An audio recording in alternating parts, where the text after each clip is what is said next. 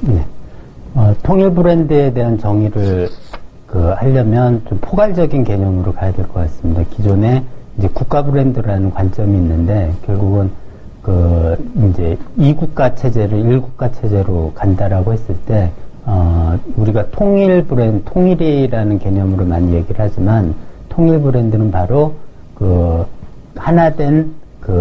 이제 국가 이미지를 만들어가는 거죠. 결국 남한과 북한이 하나의 브랜드로 통일이 된다라는 관점에서 이제 통일 브랜드를 얘기를 하는 것이고, 결국은 통일 브랜드라는 개념이 단순한 국가 브랜드 관점보다는 오히려 통합된 이미지를 어떻게 가져갈 것인가에 대한 부분이 포커싱이 돼서 결국은 남북한의 정치, 경제, 문화, 사회 모든 요소가 하나로 통합이 되는데 그 통합이 된 그 기준이 바로 통일 브랜드를 중심으로 이루어져야 된다라는 거죠. 결국은 통일 브랜드는 이제 일반적으로 글로벌 기업들이 전 세계 시장을 하나로 대응하기 위해서 센트럴 모델을 만들듯이 마찬가지로 우리도 남한과 북한이라는 통일된 국가 이미지를 만들기 위해서 결국은 하나의 센트럴 모델을 만들어서 남한과 북한 이제 동시에 적용하는 그런 프로그램이자 결국은 브랜드 전략이라고 말씀을 드릴 수가 있습니다. 통일 브랜드의 가장 큰 핵심은 통일했을 때 일단 하다못해 태극기를 공유를 할 것인가에 대한 부분도 문제가 될 것이고 결국은 국가적인 상징 체계. 그래서 통일 브랜드는 우선 국가적인 상징성을 어떻게 가져갈 거냐. 뭐 국기서부터 그다음에 우리나라를 상징하는 꽃, 지금은 무궁화지만 앞으로는 어떤 코스로 할 거냐, 무궁화로 계속 할 거냐 이런 부분도 있을 것이고, 그다음에 컬러, 색동, 이런 부분도 결국은 통합적으로 재검토를 해야 되는 그런 부분입니다. 그래서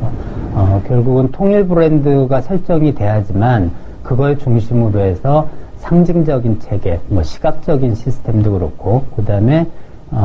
이제 국가 차원의 행정 체계도 그렇고, 그다음에 일반적인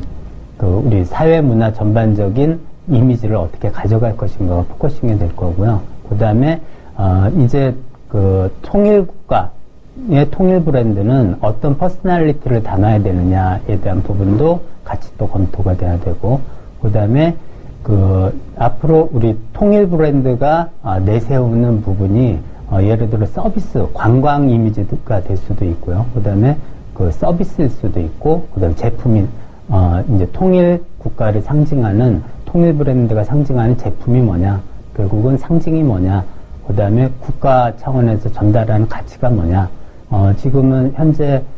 코리아라고 했을 때 예전에 다이나믹 코리아라고 얘기를 했듯이 그런 이미지들을 어떻게 가져갈 것인가에 대한 부분들이 이제 핵심이라고 봅니다. 그래서 통일 브랜드의 개념을 정의를 한다라고 했을 때 가장 큰 개념은 통일 국가의 통합된 아이덴티티를 어떻게 적용하고 관리할 것인가에 대한 그런 기준이라고 정의를 할 수가 있고, 이제 통일 브랜드가 적용되는 범위는 결국은 남한과 북한을 통합적으로 이미지를 만들어가기 위해서 각종 상징 체계, 그 다음에 국가 가치 체계, 그래서 아이덴티티라고 볼 수도 있고요. 그 다음에 통일된 국가, 통일 브랜드가 상징하는 제품이 뭐냐, 서비스가 뭐냐 이런 부분도 들어가야 되고, 그 다음에 기존에 남한이 갖고 있던 퍼스널리티나 또는 북한이 갖고 있던 퍼스널리티가 상당히 틀려지기 때문에 그걸 하나로 통합해서 결국은 통일 브랜드가 추구하는 국가